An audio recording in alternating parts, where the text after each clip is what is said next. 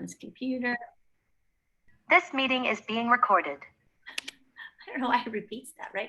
So what, to your point, Karen, when you were saying, so the objection, a lot of people get really freaked out when people have an objection, but they feel like they're being rejected, and they're not. People are really just asking for more information. So the most important thing is to understand that an objection is normal. It's a normal part of that sales process, and you want them.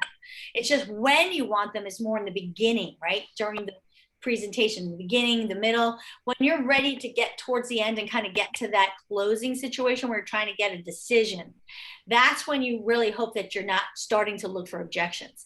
That's what I think a lot of people do wrong. They wait and then they try to figure it all out at the end. Bad timing, right? Like you should have figured all those things out, make sure they're understanding and getting their questions out as you're going through everything, right? So there's two different types of objections that you have to understand. So you have stalls and true conditions. So a stall is like people that are just, sometimes like when you're kind of worth a buyer, for example, sometimes you just feel like you're just kind of playing tennis. They're like throwing all these crazy, well, I really don't like this, or I don't really like that. Oh, it's really because I don't want the smaller bathroom, or I really don't. And they're all unrelated. And you're like, what is going on here? They're stalling. You're not really getting to the true objection. There is something far deeper and greater that's stopping them from moving forward, and you haven't found it. So they're just making up excuses. That's kind of what a stall is, right? So I'm going to tell you 9 out of 10 times the true objection is coming. So you got to get there. You got to figure out what the real objection is. So don't always take the bait and try to handle the first objection you get. Probably isn't the real one. A condition is someone says, well, I really can't buy right now because my credit score is 520. Guys, that's a real condition. If someone has a 520, how are they going to get a loan, right? Unless they're paying cash. That's a condition, right? Or if someone says, I would love to buy this home today, but I'm in the middle of a divorce, I would not recommend that they buy right now, right? Because we're in a marital state that they don't recognize separation. You're either married or you're not.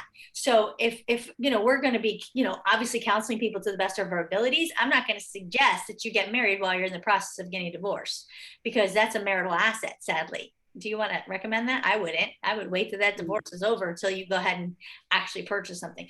So that's a condition, right? But a lot of times, well, the bedroom's really too small. Too small for what? Can you share with me a little bit more about that? Because you're probably stalling. Like, let's really figure out what that's about. And we're going to talk about handling that. So there's steps. These are the 6 steps that it takes to handle a condition, an objection. You got to get to know these. These are things, take a screenshot. You got to make this as part. If you woke me in the middle of the night, I'm going to do this. Just going to do this. This is a part of who I am. And this is the best way to handle an objection. The first one seems simple. Hear it, right? It's not simple for me, because I'm going to tell you what, especially when you start to work with buyers over and over again, sellers over and over again, they all kind of have the same objections. You're going to learn that. Like at the end of the day, they may come in different packages. They may say it a little different, but they all kind of come down to the same objections when you think about it.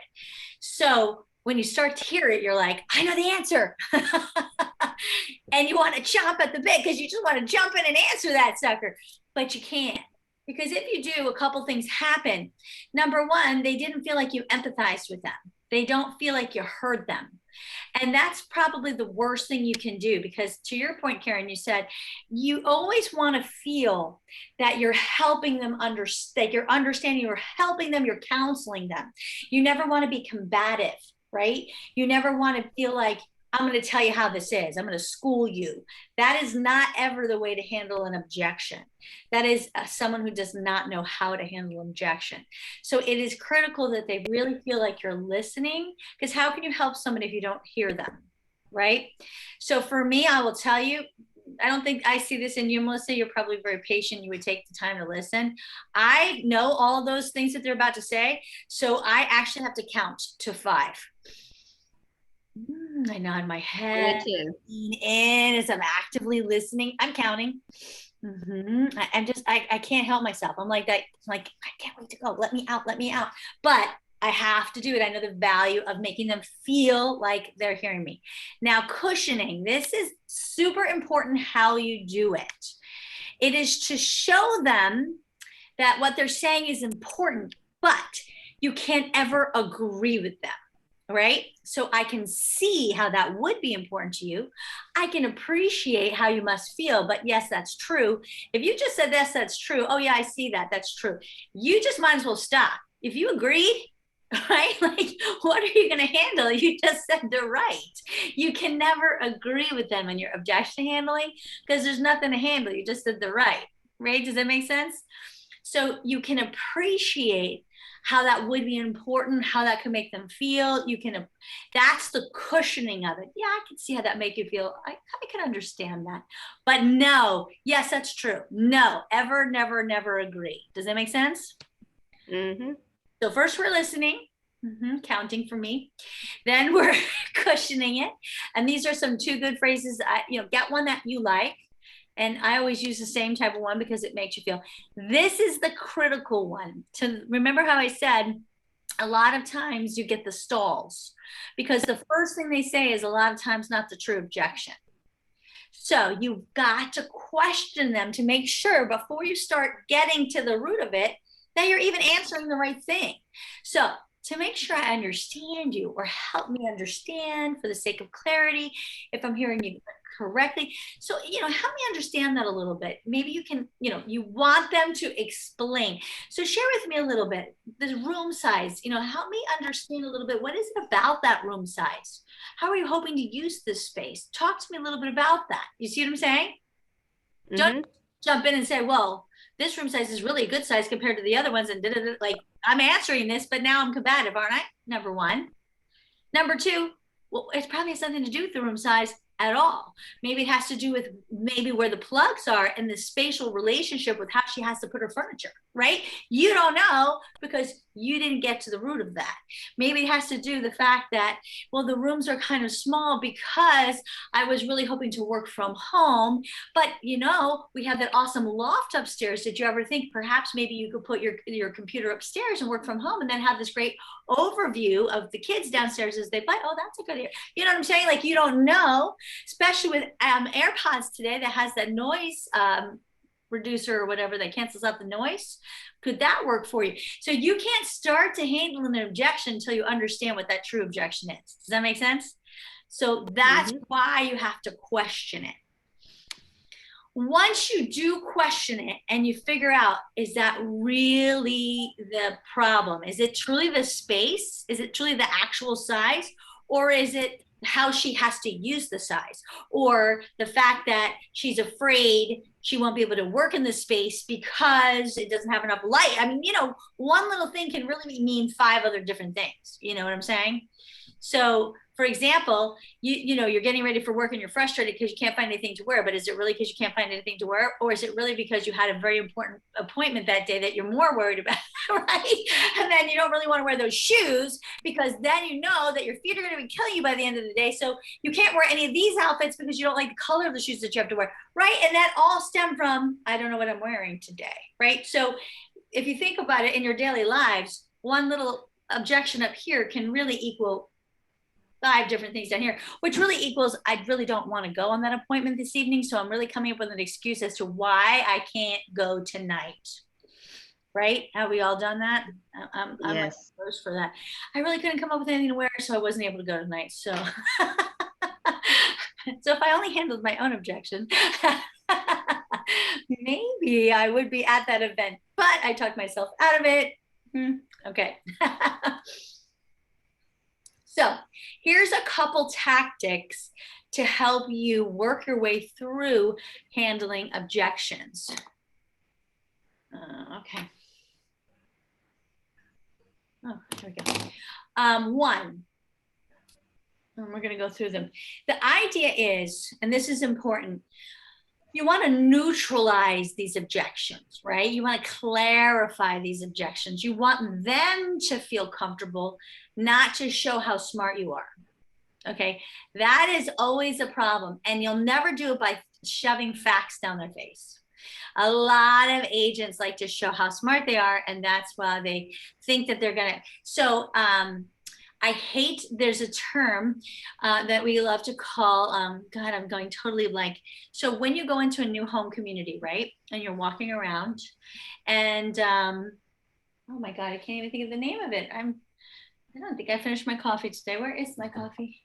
Did I not bring my, oh, I have it. I'm gonna have a little of my coffee. I didn't even finish this today. Okay, feature dumping. There it is. So if we walked into a kitchen and someone says, I say, go ahead and demonstrate the kitchen for me. And they go, oh, look at the granite countertop and the 42-inch cabinets. And I'm not blind. I can see all of those things. See, that's what you don't want to do when you're trying to handle an objection, right? You have to talk about, so when we really want to demonstrate a kitchen, for example, we're going to explain. So you shared with me that you love to bake and you love to bake those cookies, right? So how much space do you need? Do you put all the flour out? Like, where do you put everything? You're going to put them in the picture. You're going to explain how this space and how the granite might work out really well, because as long as you clean it, you can put all the stuff right on the granite, right? Wouldn't that really work out well? You see how that's a different way to handle that than just pointing out the fact that it is granite. Who cares, right? What does it matter? Same thing when you're handling objections. Don't just throw facts at them. Nobody cares. You've got to make it make sense how the objection, how you're handling that, how you're reducing the objection, how you're neutralizing that objection. You make sense? Mm-hmm. Let's go through a couple ways. I love the reduce to the ridiculous. You guys can use this all day long with buyers. It's a fabulous one. This is where it's important that you always want to make sure you're speaking to the lender and you always are talking to them about monthly payments. I don't care even if someone says they're a cash buyer. I mean, unless they really are a cash buyer, that people are like, okay, great. So how much how comfortable are you monthly? Oh, it doesn't matter. Okay, great. I'm sure that you can probably spend a couple million, but where are you comfortable monthly?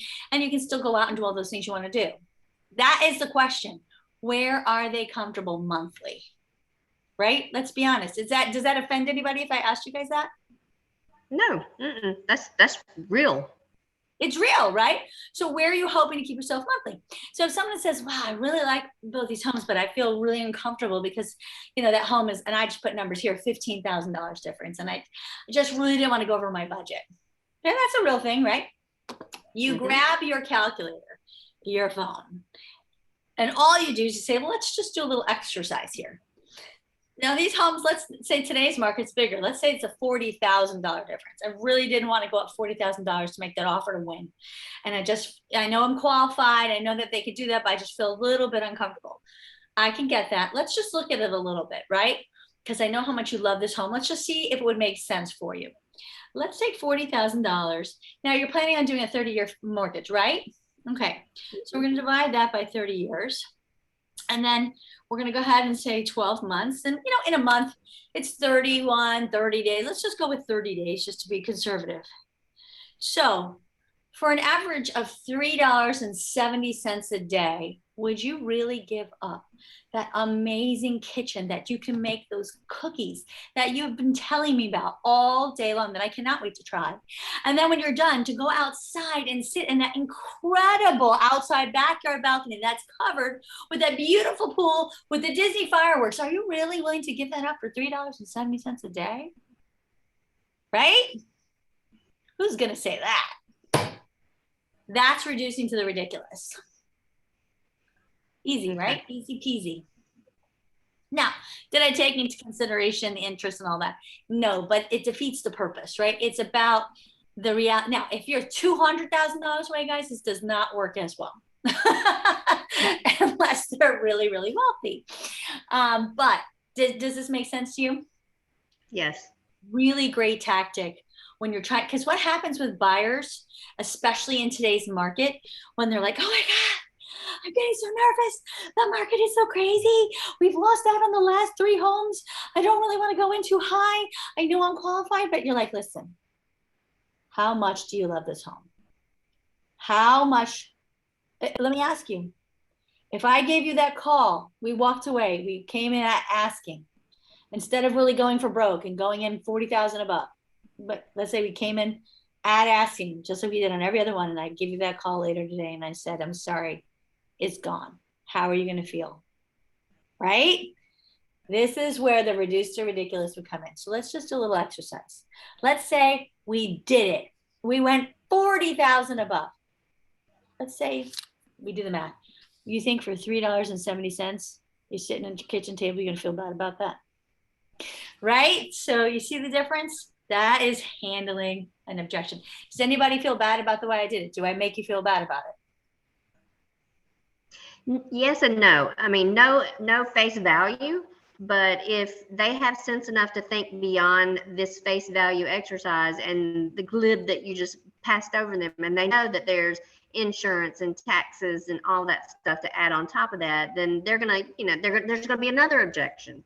Well, the reality is you will have already talked to their lender. You're already going to know what they're qualified up to. You're never going to put your buyers in harm's way, right? So you're not going to jump 40 grand if you think that they're marginal where they're at, right? I'm just saying sometimes people can go 100 grand up, but they just want to be cheap and they want to constantly come in, right, at asking. And guess what? This is not that market. They're not going to do anything. Gotcha. I got you. Yeah. I think it helps too to do the small amount, because when you break it down, when you think $40,000, you think that's a lot, but when you actually look a little bit a day, then you can decide, oh, well, I really like that. So to me, that's worth it. That, you know what I mean? Exactly. And even if you wanted to, Karen, you could say, okay, so that might add a little bit more for your taxes, a little bit more. So you added more. You say, so let's add a little bit extra for these things, right? So you can add that up. It doesn't matter. The fact of the matter is, so let's call it $10 a day. Would you be willing to give it up for $10 a day? Right. Gotcha. You know what I'm saying? Because that's the truth. Yeah. So, but the point is, it's not to be used for somebody who's a marginal buyer who can't qualify, right? That's not who we're going to do this for. This is to be used for somebody who is just stuck on a number. Somebody who we know can go above that number, but they're just having a problem with that number. Here's another person you can use it for. The person who says, gosh, I really want to buy, but I feel like I already lost 100 grand. And you say, what do you mean? Well, I could have bought that home last year. It was 100 grand cheaper. You're going to hear that. You're going to hear that in your market. But maybe not 100 grand in your market, but maybe, right? It depends on the price point of the buyer. And I mean, we had just that case that came up in an objection handling thing we were doing just a couple weeks ago. And here's the response. I can appreciate that, right? Never you're right. I can appreciate that. But let me ask you a question. You're feeling like you've lost 100 grand. Is that correct? Someone play with me. Karen, play along with me. Yes, I do. But do you still want to buy a home? Yeah. You still want to buy a home. You don't want to continue renting. No, I think it's not wise to continue to rent and pay someone else's mortgage. And so far you're paying, you said what, $3,000 a month? Yeah. So over that last year, you really lost, I hate to tell you, 136,000, right? Because you also paid rent. Yeah. True. Made you feel worse, right? So let's say the prices continue to rise. So let's say you wait another year, but this year, now you're going to lose not 100 grand, 125 grand. And your rent's probably going to go up, but let's keep it at the same. I don't want to depress you anymore. So now, if you wait even longer, right? Let's wait another year. You're going to wait to buy because you see what's going to happen. Now you're going to lose 161,000. So next year, we're going to sit around and have this conversation, but we're going to do the math and we're going to come up with 161,000 that you lost that year. Not to mention plus the original 136,000. How are you going to feel about it then? Yeah, that I should have bought today. Right. So what do you think? You want to get off the fence and start looking? Yeah, for real. Right? So you can use it in any capacity. You guys get it, right? You just use the same reduce the ridiculous to get someone off of something they're focused on when they're stuck on something. That's what the reduce the ridiculous is for. It's really good. It works really well. Okay. Dilute it. That's another thing that we're sort of doing in the grand scheme of things. Do you really want to walk away from this home? So here's another way to look at this. I know you said that you really wanted to have a 3-car garage because your husband, what was his name? Melissa, Karen, what's your husband's name? Burke. Burke really wanted to have that workshop area in the garage, right? I know you said that. Yeah. But this home that has the perfect kitchen, it has that guest room area that you had that you can bring all the family down for. It has that amazing pool area that you wanted. It had all of those must-have areas. The only thing it doesn't have is that third car, which I know would have been nice, but it does have that extra loft. Do you think Burke would really mind working inside an air conditioning? Do you think he prefers to sweat? Well, I can actually answer that question, really. But he brews beer, so it has to be outside. It can't be inside. Well, could we brew beer maybe still part of the garage, but maybe do the workshopping that he likes to do out inside of the house? Yeah, we could do that. So we still could make it work, even if it was a 2-car garage then. Yeah, he could. Okay, great. So then well, how much you want to put down is the question. Oh, 20%, of course. Fabulous. Right? It's just a way. Now, of course, I didn't know that you were going to go there with the brewing beer because I didn't know what he did, but I, as you notice, always try to go for humor too. I'm going to tell you, in an objection handling situation, remember what's usually high is stress, right? Because they're at a point of confusion. So I like, personally, it has to be in your personality. I find myself a bit of a comedian. So I like to infuse a little humor into the situation. So that's why I would have had something about him sweating or something. Like, I honestly say that kind of stuff when I'm with people. I don't just throw this stuff in training. All of this stuff I do in front of people all the time. People are with me, they're like, I can't believe she actually said that stuff. I do. I say it all. I have no problem saying it. If I'm not having fun, I should quit and just go join another career. You have to do what's in your personality, right? That is the most important thing. So in that same point, if you're not a comedian type of personality, don't do it. It's going to be very unauthentic and come off really weird and creepy. So, you know, we have to work within the constraints of who we are, right? So again, whatever works for you, but you have to find your style. But the most important thing you always have to remember, especially when handling objection, is that there's always a transference of emotion. That is really important. So they're already stressed, right? Because they're confused. They're confused about something. They're looking for answers. So you can't be, right? Because if you allow confusion, anger, frustration, any of those negative emotions to transfer on more, what happens? That thing's blowing up. That's going to be like a pressure cooker waiting to happen. So you have to be the opposite. You have to be the person that's diluting that as well. So you're not just diluting it in the storyline, you're diluting it in the emotion as well. So it's a lot of times your body language, make sure that your breath and how you're controlling your emotions, that all has to totally be in line. So if you get nervous yourself, you've got to find a way to release that. Did I ever tell you the story? Such a sad story of Mr. Johnny Oakbrook. Okay, No. we'll share this really quickly. And this is a perfect example. So he was a great sales guy. I call him Johnny Oakbrook because he sold in my Oakbrook community. His name was John. I actually don't even remember his last name, but but I call him Johnny Oakbrook. So he was really good. He came from another state. He always had great sales.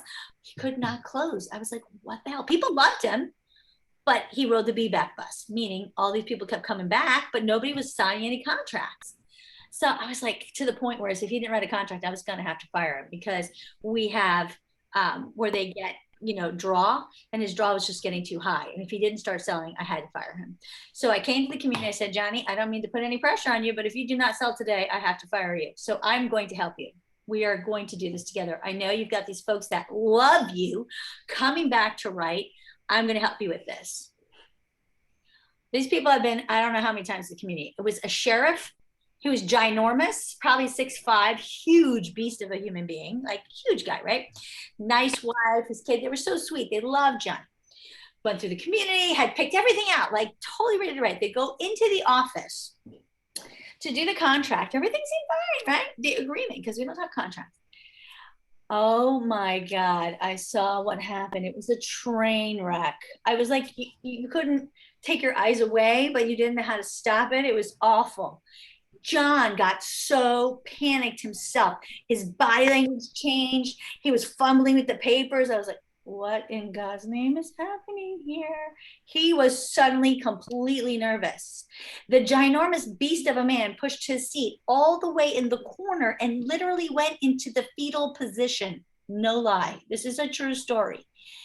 And then he's trying to explain this contract to this poor little woman who was trying to be so polite, but this was the most awkward thing I have ever seen. I couldn't even speak. Me, speechless. Like, this does not happen very often. And he pretends, the ginormous man pretends to get a phone call. It never rang. And he walks out the office and he comes back in and he says, oh, I'm sorry, I have to go. It's an emergency. Let's go. Out of the office. Oh my gosh. Horrifying. If I could tell you transference of emotion, if I could have only filmed that, that was the most incredible transfer emotions I've ever seen. But the good news is I saw what happened and I was able to fix it.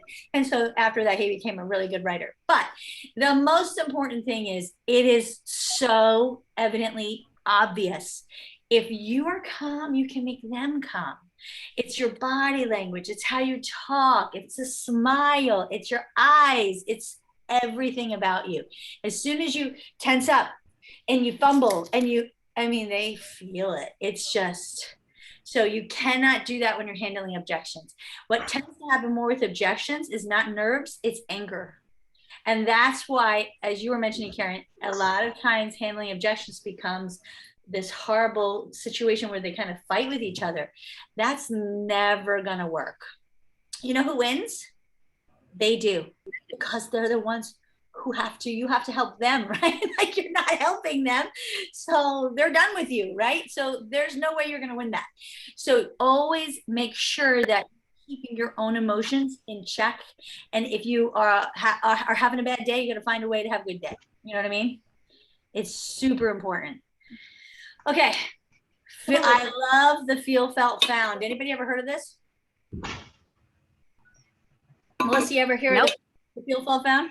Oh, this is going to become a favorite of yours. Probably if you woke me in the middle of the night, this one would come out because it's just. So, you said to me, instead of throw me an objection, doesn't matter the objection. It costs too much. Karen, I know exactly how you feel. I completely understand. You know, it's so funny that you say that. Just the other day, I was with some customers of mine, Sue and Tom. They actually had the same exact situation as you did 6 months ago. We were standing outside. I just remembered like yesterday. Sue and Tom, we were standing outside in that little patio, and she was like, I really want to buy this, but I'm just afraid it costs too much. And we actually sat down, we went through the numbers, and we found out that it was really just a difference of $3.70 a day. And she said, you know what? I'm worth $3.70 a day. My kids are worth $3.70 a day. I am changing our lives for $3.70 a day. And you know what she found out? It was priceless. She was so happy that they made that move. And now her home is appreciated far more than $3.70 a day. So what do you think? Okay. All right, fine. So you see, I understand how you feel. Never you, by the way. No one cares about you. I hate to tell you. It's never about you. You cannot make it about you. It's always someone else, and always use their names. By the way, Sue and Tom are my cousins, and for whatever reason, they always come out of my mouth. So I always have a story because I know so many people. I've been in so many situations. I usually never have to make up the story. Now, sometimes when I'm doing this, I do, because obviously I just use a $3.70 story. But a lot of times, if it's in a real situation, I actually have like real stuff that comes right off the top of my head. Like if I'm changing contracts, I don't have to make anything up. This stuff is all real. But I may not remember who the characters were in the story. So it's probably Sue and Tom, because they always come to my mind. It really doesn't matter, but it has to be people. So I recommend having people that you can always go to. Because if you sit there and forget, like, what were their names? You've just lost your momentum, right? So nobody really cares what their name are, but just give them names, right? So always have some names that you can fall back on if you forget who the names are, because it's kind of irrelevant, but it's so very important, if that makes sense. So I understand exactly how you feel, and always remember who they were, and this is how they felt the same way. This is what happened. And you know what? what they found out was amazing, right? Because it always is. And there you have it. That's the feel, felt, found. Okay. We're going to go back and try some of these, but we're going through them because I want you guys to have them all before we go back. Sound good? Yep. I want to make sure we don't run out of time. Okay, once you've done these things, right? Like, so I did the $3.70. Notice what I just automatically did. You have to confirm it. You can't just let it lie. Does that make sense to you?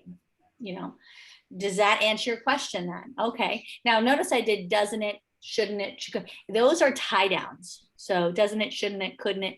But you have however you want to do it, doesn't matter. But you have to confirm that what you said makes sense to them. Don't just assume it made sense because you're like, damn, that was good. Pat me on the back. I got it right. Carrie will be super impressed, right? They may not agree. They might have been like, what did she say? How much? $3.70. I don't even know what she's talking about, right? They totally may not have been with you. So you have to make sure that you confirm with them they agree with you. Does that make sense? Mm-hmm. But we're not done. Just because we confirmed it, there's still something left to have to do. Does anybody know?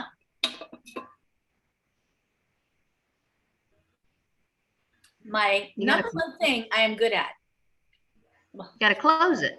Yes, close. Woo! Closing techniques are critical. And the reason you have to have these techniques, because most people are really scared to close. They think it's like this some sleazy thing that used car salesmen do, but that's not what a closing technique is. A closing technique is something to help you, help your customers move past these moments of this tension, where they're just, you know, they're like having these moments of fear in a decision. That's what these techniques are helpful to help people do. Okay. It's not the sleazy. Now, what you're never going to say, like, for example, one of my absolute worst, the things I hate in a listing presentation. Now, luckily, you're not going to be doing those for a while, but you will be soon. And when you do, never say this. If you do, I'm going to come after you. So just think of that. Think of if it comes out of your mouth, oh my gosh, Carrie is coming after me. If I ever hear this, is there anything that would keep you from doing business with me today? Yeah. I mean, obviously there's something wrong with you. Why the hell would you have just said that to me, right? Like, is that horrible? That is the worst. Don't ever say that. Now I think there's something obviously clearly wrong with you. Yes, that is terrible. Awful close. Also, if you're doing a close, never ask a yes or no question. Why? Well, you just gave me 50% chance you're going to say no. Those are terrible odds. I don't want a 50% chance you're going to say no. That is not the point of a close, right? So there's other ways that you're going to use close. There's two different types of closes. You have trial closes and tie downs, and then your final closes. So one of them is a temperature gauge. You're going to be doing them as you go to kind of make sure where they're kind of at, right? How is it going? Are they understanding? Are they feeling good about it? Am I on the right path? Because you might be thinking you're like, okay, they're really liking this. And meanwhile, she's like, they don't even understand what I liked. I don't like this at all, right? That could happen. So you need to do these to make sure that you both are on the same page. The other one is seeking agreement, because it doesn't matter what you say. They have to say it. Does that make sense? You need it to come from them. So these are the trial closes. Does this make sense to you? Is this what you had in mind? Is this the type of communication you're looking for? Is really great from a listing standpoint, but you could use it as a buyer. Is this the level of service you were looking for? That's great from a buyer's, right? So when you are setting up, for example, when you're working with buyers, you do your buyers the first meeting, right? And then you start sending them things. Am I getting it right? Is this the type of homes that you are really hoping for? You're going to do trial closes too, to make sure that before you actually go take them out to go look at stuff, that you're on the right path, right? Because the last thing you want to do is go drive around town and be off, right? We don't want to do that. What a waste of time. And hello, gas is extremely expensive right now, right? So we don't want to do that. So trial closes are really, really important as you're walking through that home with them. you share with me how important the kitchen was to you. Is this the type of open kitchen? Not just this is the type of kitchen, but what was it about the kitchen that was important to them? You should know that, right? Because you've had these conversations with them. What is important? People say, well, what rooms are the most important room in the house to you? Well, the kitchen is really important. Why? You don't just leave it at the kitchen is the most important. Why is the kitchen most important? Well, because I do spend a lot of time in there cooking. Do you like to cook? No, I hate cooking. Okay, this is huge because now we need to understand how can we make the space better for you. So because that you hate cooking, are you interested in a more open kitchen so that you don't feel like you're closed off from the rest of the family, right? Because how awful if you hate to cook and then you feel like you're closed off from the rest of the family, now you're tortured, right? So what kind of kitchen are you hoping for that would make it less of a chore for you? A self-cleaning one? Yes. Can I have that one? Right? Or I love to cook, but you know what I would really love is a window that I could stare out as I do my dishes or whatever. It doesn't matter, right? But this is the kind of level of depth of information you need to have. So as you're walking through the home, oh my gosh, I know you had shared with me that you really wanted to have a window to look at. Now I know that this doesn't have a window, but it does look out towards the pool as you do your dishes. How was that for you? Does that put you in that Zen moment as you would be doing your dishes? Like, right? That's the kinds of conversations. And that is also a trial close. You with me? Mm-hmm. And then another way you could do that, which is a tie down, if you really like, remember I said you show the worst home first, because why? You want to end in the best home last, because that's where you want them to say yes, so you can close and write that deal up. So now as you can say, oh my gosh, this is exactly the kind of kitchen you wanted, isn't it? Yes, it's got that amazing view. Imagine standing here. I don't even think you'll be washing the dishes. Of course, that might be a problem. Don't cut yourself. But, but this is, isn't it, couldn't it, wouldn't it, shouldn't it? But don't just make it that. Have communication in between.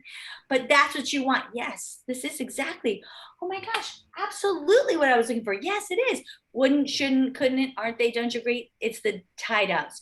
This leads to that culmination close. It is. Let's put down all of our money, right? Mm-hmm. Make sense? Okay. It does. And that's that is your momentum closed. So it's that complete agreement that leads to the, I can't wait to get it. But remember, you can't say it. They have to say it. If you've said it, you just killed it. Because now they feel you're selling them. Even if they like you. I am sure you both bought homes from Tasha. You both liked her. You both trusted her. But you needed to say it yourself. Because if not, you might have thought, sure it's everything, or she just, you know what I mean? Like it had to be you, no matter what. It has to be. Now this one is an all-time favorite of mine, Ben Franklin Close. I have used Ben Franklin for years and years and years, since 2004. Me and Ben go way back. And I will tell you, I've gone way back. My son, actually, my oldest, we were sitting in the airport. So he had gotten into Johns Hopkins. We had done the Hopkins weekend, whatever, before you accept. I thought he was going to accept right there on the spot. I'm like, Jesus, this is John Hopkins. He was like so excited. He did it. I'm like, what the hell's happening here? And he had gotten into Vanderbilt too. And he's like, Mom, I'm between. I'm like, what? Wanted Johns Hopkins the whole time. So we're in the airport and he's like, I need you to do that thing with me, the Ben Franklin. I'm like, what? So I Ben Franklin my son with about schools in the airport. Essentially, it's a pro-con. That's all you're doing. So you could do it new built versus inventory home, yellow home versus green home. It doesn't matter. But what does matter is their words. You have to write the words down. So Melissa, we're going to do one really quickly. So we don't have a ton of time. We're going to just kind of talk through a home.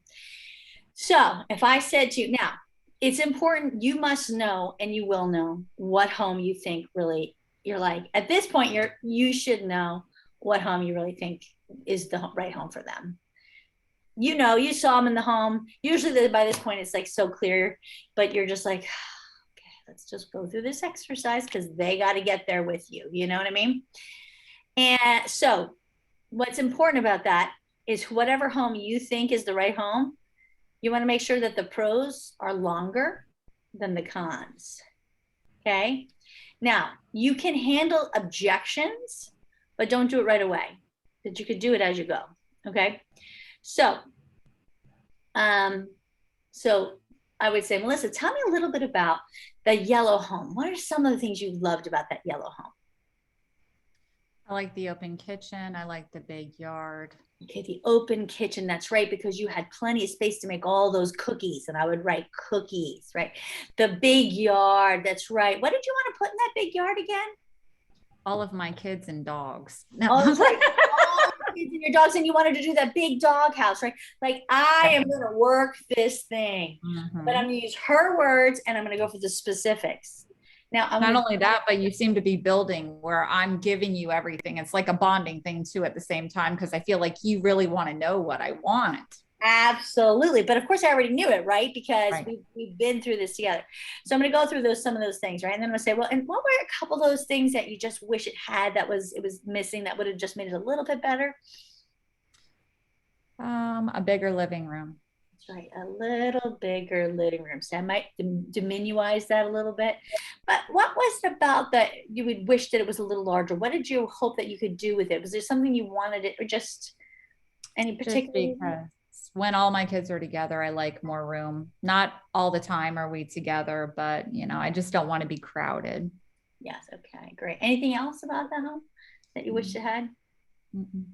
It was near perfect. Okay, now the next one.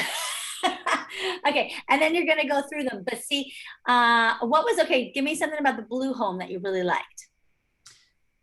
I like the big living room, but I didn't like the small yard. Right, you had the big living room, but you did also say it was a little strange, the shape of it. You did think you would have a little problem arranging your furniture. Mm-hmm. That is true. So that might be a little bit of a con. So then I'd added the con, strangely shaped, right? So I'm like tweaking it to fit the way I want it, right? That's right. And it did have a smaller yard, right? So I'm going to work that pro con list exactly as I want. And then when I get it to look exactly as you figure it's going to look, you just swing that baby around and you say, well, Melissa, it looks like you've already made your decision. The last house is the best. It always is. And then you go right to the assumptive close and you just simply say, it looks like you made a decision. Seems pretty obvious, right? And then you say, question is, how much higher above asking do you want to go? That's what we'd say in this market, right? But if it was a normal market, you'd say, okay, so how much down do you want to go? How much strength do you want to show the sellers you have?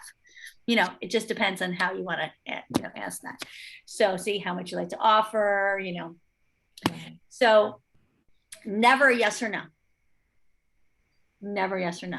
So the Ben Franklin is to really give that clear view for them to see with their own words what you already knew and they already know. You don't make the decision. They already made it. And then you just say, the next step is, right? The next step is the close. And so the next step is, that's when you just simply say, right? The question is, how much above asking do you want to come in? How much do you? Well, I guess in today's market, it would have to be quite a bit because it doesn't even stay on for 24 hours, for God's sake. So go 15,000. Yeah. Or the question is, do you want to come in with an escalation clause? And if you did that, what do you want to make your top? Right? Maybe you do that. 20,000. Well, I guess it depends. It's so hard in this market because I've been looking on MLS and I'm going to be honest with you, the searches in our area for the price, we don't really have a lot of good stuff at some of the prices these people want to spend. The houses are. It's everywhere. It's so bad. I know. I hear you. It is everywhere. So it's going to be about strength of offer for sure. Strength of deposit. It's whatever we can do, right, to really show the seller that we have a strong qualified buyer. And Lord forbid, if your poor buyer is an FHA buyer or something like that, I really feel bad for them because they can't show they have strength because they're 3.5% down. We already know that they are marginal at best. And so I feel bad for them because they're trying their hardest to get a home And it's tough in this market just for somebody even cash, never mind somebody who's trying to buy their first home. So I know it's an interesting time we're in, but you know, we're gonna, all things will change eventually, right? But that's kind of where we're at. Okay, so this is, I can't believe we made it. This is the last thing, but you don't really need it because the summary close is really for seller. Because really for you guys, I suggest like the Ben Franklin going into how much you're going to offer kind of thing. This summary is really for a listing. So you really don't need it. Alternate choice closes are always great. You know, do you want to come in with an escalation clause up to 20, or do you just want to come in at 20? Which would you prefer? Right? Did you notice there was no yes or no there? Never. We never ask a yes or no question. Takeaways are your strongest closes. You've got to be very careful with the takeaway. Karen, especially you, because you're strong with people. So you have to be kind of, so there's two parts of it, a takeaway.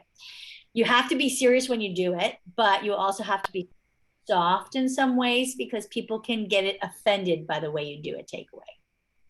So with a buyer, let's say you have a buyer who just keeps putting in asking price, not because they're not qualified, they could go over, they just don't want to. And you've been out with them 5 times already and you're like, we're not going to get anything in this market, right?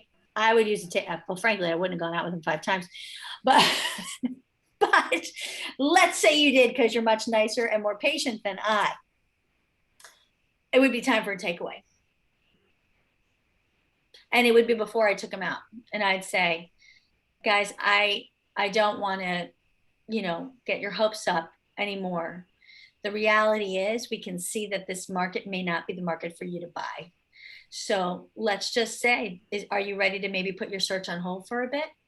Or are you ready to actually kind of get off the fence and go well above asking or use an escalation clause? What do you think? Take it away. We're either going to not shop anymore or you're going to do this. But either way, you guys aren't going to waste your time anymore, right? Right. You make it about them, not wasting their time. But the truth is, it's really about you. Like, don't waste your time. It's not worth it. But it's true. You're not, you're them also, right? Right. That's my biggest pet peeve is wasting time. For everybody. I mean, let's be real, right? But the truth is here, and this is something I want you to understand. When you say it, you got to mean it. You can't go back out and let them pull the same thing. So they go, well, let's go back in and ask. And you say, I'm sorry, I won't put another offer in at asking. I already told you. I know we're not going to get it. I already spoke to the agent. She's already told me there's multiple offers. So there's no point in doing that. So this is either our last time showing together, and that's fine. I appreciate you guys. I love you guys. If you want to work with another agent, I understand that. Or if you want to come back in the market later too, whatever you want to do. Or if you really want to try to get this home, let's do it.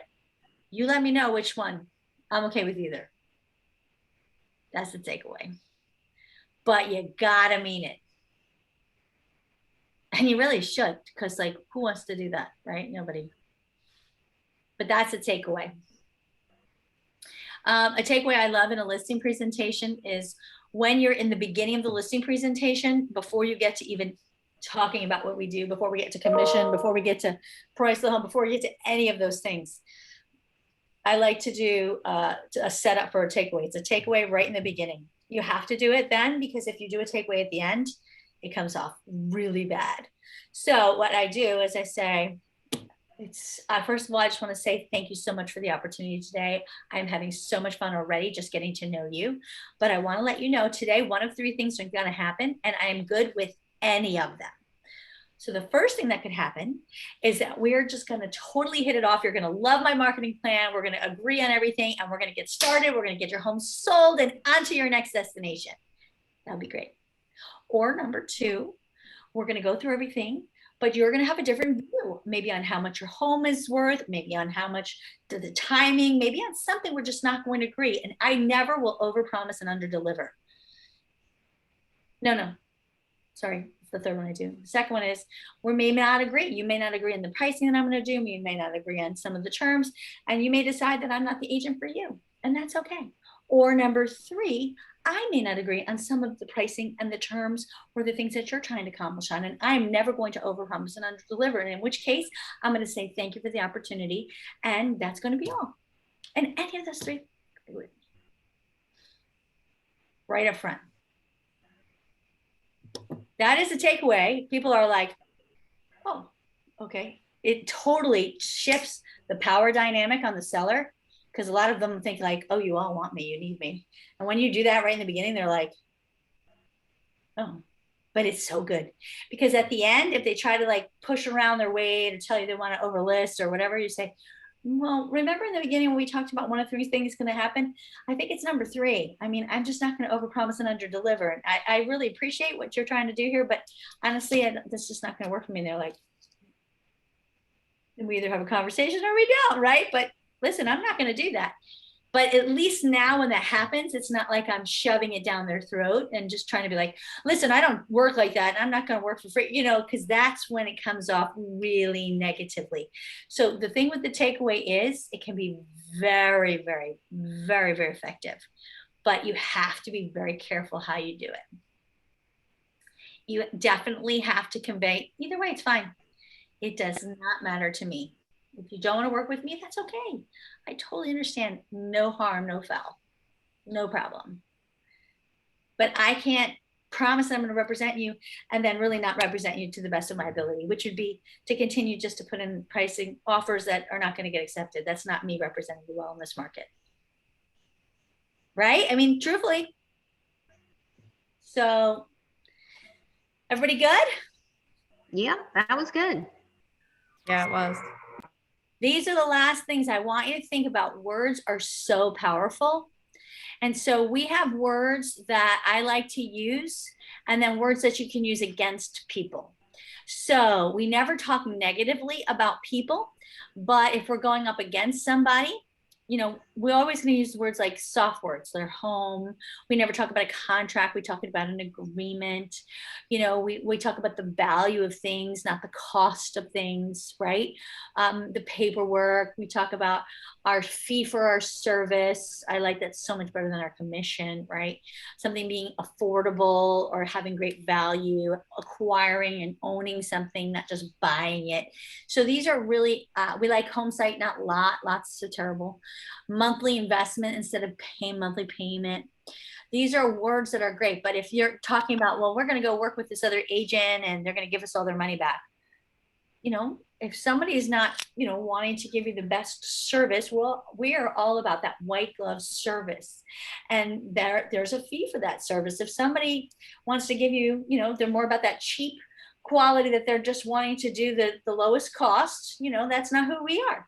See, so you can take those words, you know, that's fine. That's how they do their business. I'm never going to say anything negative about that, but we're not about being the cheapest and, you know, not about providing any quality. We're about giving you the total value and doing it at the most affordable price, which is why the fee for our service is paid for by the seller.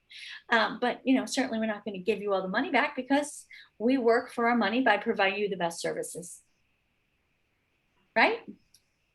Mm-hmm. So these words can be used for or against people.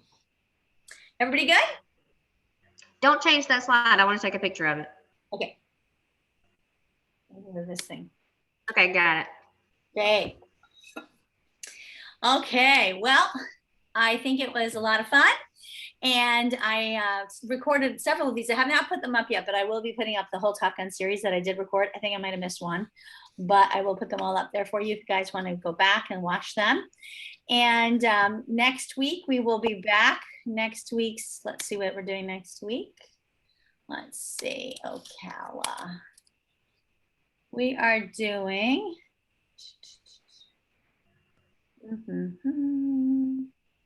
understanding your value proposition. So we're going to do how you can explain your value proposition. Us, Premier Sotheby's, your team, all of that. Okay, so, cool, yeah. Yeah, that'll be good. And then hopefully you'll be off working with buyers soon. Hopefully so. Yeah, because we get a lot of them for you, I know. So everybody good? Yep. All right, guys. Well, have a great rest of your day and we'll speak soon. All right, see you. Okay. Bye. Bye.